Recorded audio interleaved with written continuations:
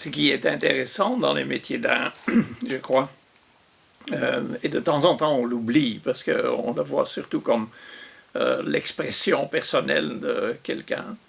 ce qui n'est pas faux en soi, mais ce que je crois qui est en plus de ça intéressant est le fait que c'est une forme d'apprentissage, pas seulement pour la personne qui l'exerce, qui essaye de maîtriser la matière, qui essaye de bien connaître ses outils et bien les utiliser, mais c'est aussi un apprentissage dans le sens que celui qui va recevoir et utiliser ou admirer la chose va en apprendre. Il va en apprendre sur non seulement la technique et le savoir-faire de l'artisan, mais ce que l'artisan fait est une forme d'humanisation de la technologie, dans le sens que il le fait d'une façon qui, en partie, cache l'effort et la technique qu'il y a derrière. Et donc, et c'est très commun que la plupart des gens sont étonnés de voir le résultat parce qu'ils n'ont aucune idée de ce qui se passe en avant, ce qui se passe avant d'en arriver à ce résultat. Et donc, cette forme d'humanisation, on la connaît depuis des milliers d'années. Déjà au début de la technologie de l'argile, qui est la plus vieille de toutes les technologies, on sait que c'est plus vieux que tisser, on sait que c'est plus vieux que n'importe quelle autre technique. Les premiers objets sont déjà, d'une façon ou d'une autre, décorés, où il y a des traces qui en font que ce n'est pas juste une chose fonctionnelle. C'est aussi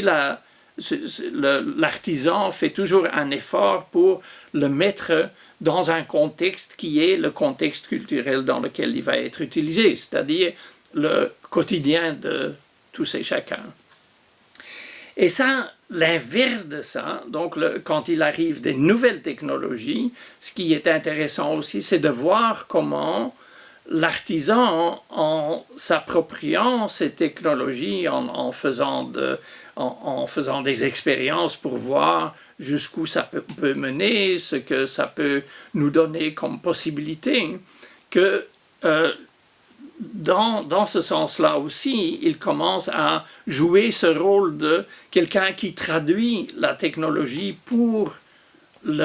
l'utilisateur. Et ce que je trouve fascinant, c'est que ça se passe à n'importe quelle époque. Qu'on retourne à Wedgwood qui apprend à ses artisans toutes sortes de techniques de décoration dans ce qu'on appelle le Jasper Ware et tout ça, ou que ce soit maintenant qu'on a des machines qui peuvent imprimer en 3D, qui peuvent imprimer en 3D de l'argile.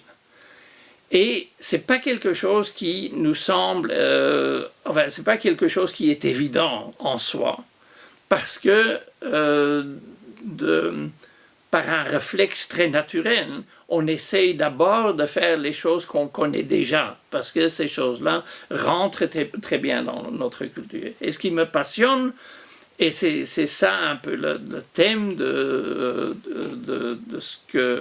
mon apport dans cet événement, c'est de montrer que ces nouvelles technologies, ils doivent être, pour être acceptables, ils doivent être humanisés, tout comme on faisait il y a 30 000 ans, on doit le faire maintenant avec les nouvelles technologies aussi. Et c'est vraiment une tâche pour les artisans de non seulement de s'approprier ces technologies-là, mais de montrer aux autres, à leurs compatriotes, à leurs concitoyens, de quelle façon on peut rendre ces technologies humaines.